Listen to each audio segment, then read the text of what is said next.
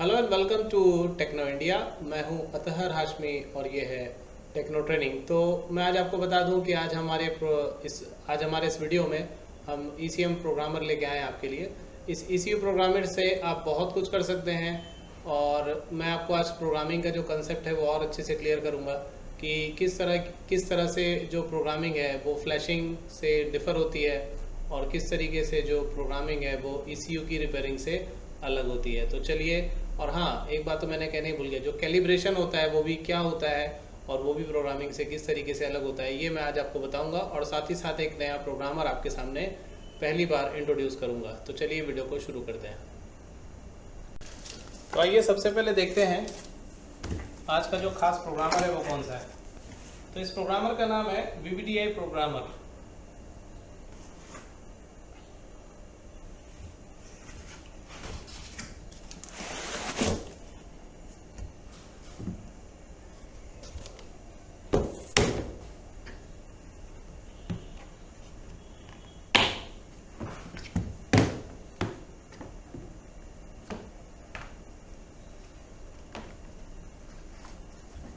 ये है वो प्रोग्रामर जिसकी मैं बात कर रहा हूँ।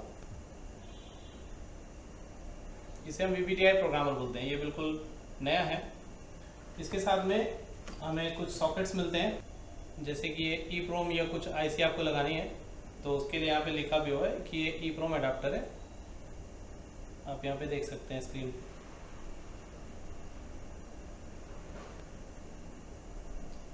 और जो दूसरी चीज़ है ये सॉकेट कहलाता है EEPROM का। तो ये हमारा EEPROM का सॉकेट हो गया।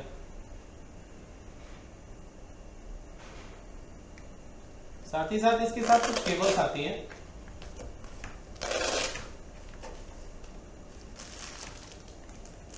ये पहली केबल, ये दूसरी केबल, जैसे इसमें लिखा हुआ है ये ECU रिफ्रेश केबल है और इसमें लिखा हुआ है MCU रिफ्रेश केबल। तो कौन सी केबल कब और कहाँ लगेगी यही हम सीखेंगे। ये USB केबल है और इसे आपको पावर देने की ज़रूरत नहीं पड़ती है। तो चलिए अब वीडियो को आगे बढ़ाते हैं और ये देखते हैं कि इसका जो सॉफ्टवेयर होता है वो क्या होता है और कैसे काम करता है। VBDI शॉप नाम है इसका। यहाँ पे लिखा हुआ है होलसेल VBDI प्रोग्रामर.html। तो आप इसको गूगल पे सर्च करके इस लिंक पे जा सकते हैं। यहाँ पे आपको जो लाइव फोटो दिख रही है वो प्लस जो आपका VBDI प्रोग्रामर है वो, ये दोनों चीज़ें सेम आपको देख लेनी है चाहें तो, और हमारे दिए गए नंबर पे भी आप इसको खरीद सकते हैं।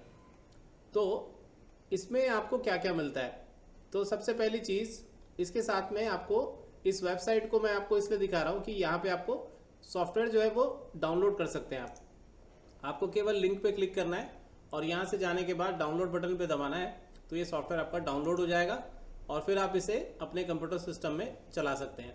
यहाँ पे आप लैंग्वेज में अगर मान लीजिए किसी दूसरी लैंग्वेज में आ रहा है तो सबसे पहला जो ऑप्शन होता है VBDI का, ये लैंग्वेज का होता है। अगर मान लीजिए गलती से चाइनीज़ हो गया है तो भी आप देखेंगे यहाँ पे लैंग्वेज जो है वो इंग्लिश में ही लिखी हुई है। तो आप इसे इंग्लिश में, अरेबिक में, जिस भाषा में चाहें चेंज कर सकते हैं और अपने हिसाब से इसे इस्तेमाल कर सकते हैं। तो ये आपका जो वेब पेज है ये आपके काफ़ी काम आना है। तो इस लिंक को ध्यान में रखेंगे आप, ताकि आप सॉफ्टवेयर को डाउनलोड कर सकें। और इसके साथ में जो जो चीज़ें आती हैं वो सारी लिस्ट यहाँ पे लिखी होती है। जैसे कि आपको एक अडाप्टर यहाँ पे दिया हुआ है। ये वाले अडाप्टर के बारे में बात करें, इसको 3M अडाप्टर बोलते हैं। फिर आता है आपका MCU केबल। ये आपकी MCU केबल है। इस पर अभी पैक है, हमने इसको ओपन नहीं किया है।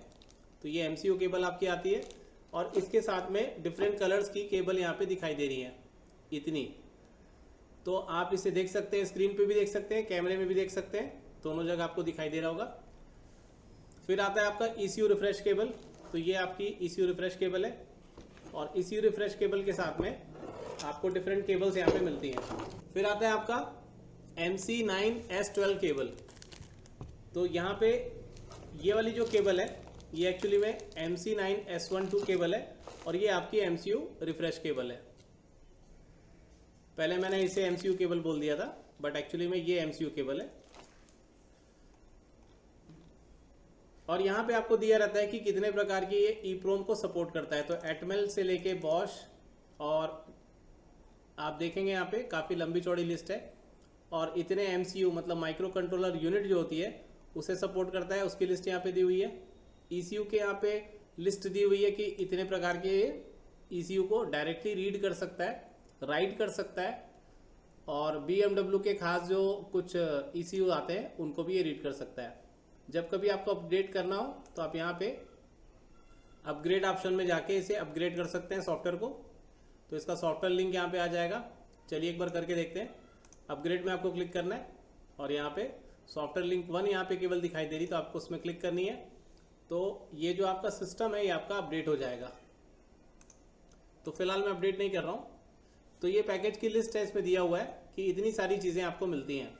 एक USB cable, ECU cable, MCAS12 MCU cable adapter जो मैंने आपको शुरुआत में दिखाया था, और ये आपका ECU एडाप्टर, मतलब यहाँ पे EEPROM एडाप्टर है, इसमें आप EEPROM लगा सकते हैं। तो ये है आपका VVDI प्रोग्रामर का फुल पैकेज। और अब आगे बढ़ते हैं कि प्रोग्रामिंग इसमें कैसे की जाती है। देखिए, प्रोग्रामिंग करने के लिए ये आपके सामने जो स्क्रीन दिखाई दे रही है, इसमें आप सबसे पहले डिसाइड कर लीजिए कि आपको किस चीज़ को प्रोग्राम करना है। यदि आप EEPROM प्रोग्राम करना चाहते हैं, MCU या ECU, मैं आपको शुरू करूंगा MCU से, जो माइक्रो कंट्रोलर यूनिट होती है। और इसमें हम जाएंगे इन्फिनियन ट्राई कोर 2XXX, यहाँ पे लिखा हुआ है। तो ये 2XXX का क्या मीनिंग है ये मैं आपको समझाने वाला हूँ। तो यहाँ पे देखिए लिस्ट बहुत सारी है, ठीक है, मैंने लेकिन यहाँ पे चुनाव किया है इन्फिनियन TC 2XXX का। वीडियो को इंटरेस्टिंग बनाने के लिए मैं आपके सामने यहाँ पे लेके आ रहा हूँ। इस ECM को तो आप पहचानते ही होंगे, DCM 7.1 AP। तो इस ECM की अगर आपको प्रोग्रामिंग करनी है VVDI प्रोग्रामर के थ्रू, तो आप कैसे करेंगे। अब देखिए, जो फिल्म है यहाँ से ज़्यादा अच्छे से शुरू होती है। अभी तक आपने ट्रेलर देखा था, तो सब्सक्राइब करना आपको नहीं भूलना है, क्योंकि इसी तरीके के इंटरेस्टिंग वीडियोज़ मैं आपके सामने लाते रहता हूँ। आपको याद होगा इस ECM में जो प्रोसेसर लगा है, आप इसे ध्यान से देखिए। यहाँ पे स्क्रीन में मैंने क्लियर कट आपको दिखाया है। ये ट्राइकोर, यहाँ पे लिखा हुआ है SAK TC277T।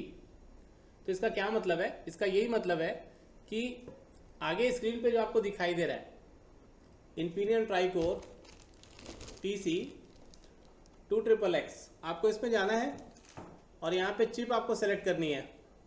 अब यहाँ पे जो चिप डिफॉल्ट सेलेक्टेड है वो हमारी है TC275, ठीक है। जैसा कि आप यहाँ पे देख सकते हैं ये 277 लिखा हुआ है, और हमने यहाँ पे चुनाव किया 275 का, और इसमें एडवांस अपने पास पे नहीं है। तो ये अपन सेलेक्ट करने के बाद में कनेक्शन डायग्राम में जाएंगे। कनेक्शन डायग्राम में जाने के बाद आपको सबसे पहले बता रहा है कि ये जो आपकी केबल है MCU रिफ्रेश केबल, इस केबल को आप ओपन कर सकते हैं। यहाँ से स्क्रू दिया हुआ है। ओपन करने के बाद आपको इसे मॉडिफाई कर लेना है, मतलब ये वाला जो तार है इसे डिसोल्डर करके निकालना है। डिसोल्डर करने के बाद में आप इसे इस जगह पे लगा देंगे, इस रेजिस्टेंस के पास में। तो आपको निकाल के इस जगह पे लगा देना है, केवल इतना ही आपको करना है। अब यहाँ पे आपको जाना है MCU रिफ्रेश केबल में, यह वाला केबल आपको यूज करना है। पूरी पिक्चर आपको यहाँ पे दिखा दे रहा है। तो यहाँ पे आपको कोई गलती नहीं करना है केबल लगाने में, केबल यही वाली लगेगी। आप यहाँ से मिला सकते हैं कितने लाल हैं, कितने काले हैं, और कितना कितना कलर वाला केबल आपको दिया हुआ है। और आखिरी बात, यहाँ पे आपको डायग्राम देगा। तो ये वही प्रोसेसर का डायग्राम है।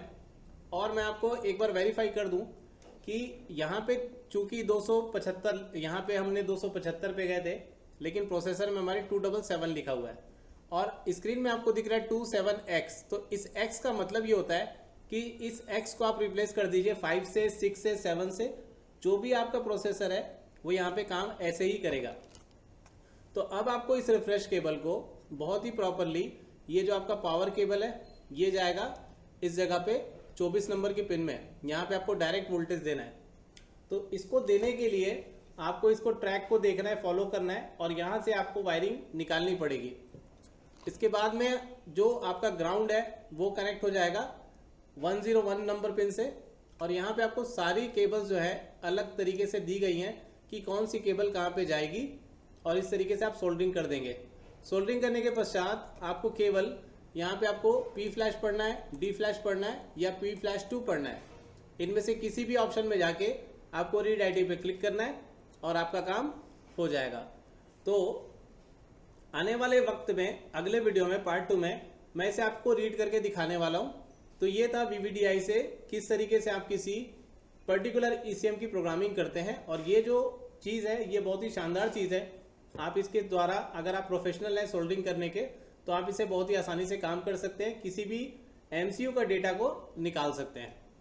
अब आगे बढ़ते हैं, ये देखते हैं कि प्रोग्रामर में और जो आपका रिपेयर होता है उस दोनों में डिफरेंस क्या होता है। तो देखिए, रिपेयरिंग का मतलब केवल इतना ही होता है कि अगर आपके ECU का कोई कंपोनेंट खराब हो गया है, आप उसे अगर बदल रहे हैं, जैसे मान लीजिए IC खराब हो जाती है, इसे आप बदल रहे हैं, तो इसे हम ECU रिपेयरिंग कहेंगे। लेकिन प्रोग्रामिंग करने का मतलब होता है कि हमारे MCU का डेटा को निकालना, या फिर जो EEPROM लगी हुई है इसके डेटा को निकालना और वापस डालना, मतलब रीडिंग और राइटिंग करना, ये होता है आपका ECU प्रोग्रामिंग। कैलिब्रेशन का मतलब ये होता है कि अगर आप प्रोग्राम में कोई दूसरी चीज़ को सेट कर रहे हैं, कैलिब्रेट कर रहे हैं, तो वो चीज़ जो है वो आपके डायग्नोस्टिक टूल के द्वारा भी हो सकती है। और आखिरी चीज़ मैंने आपको बोली थी कि फ्लैशिंग क्या होती है।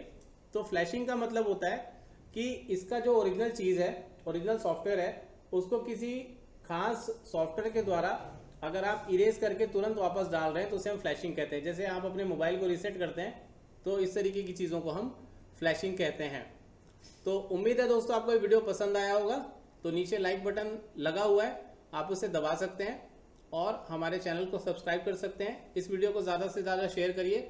ये टूल अगर आपको चाहिए तो दिए गए नंबर पे आप कॉल कर सकते हैं, और अगर आपको इससे संबंधित कोई भी क्वेरी हो तो आप मुझे कॉल कर सकते हैं ऊपर दिए हुए नंबर पे। थैंक यू वेरी मच दोस्तों, see you on the next video.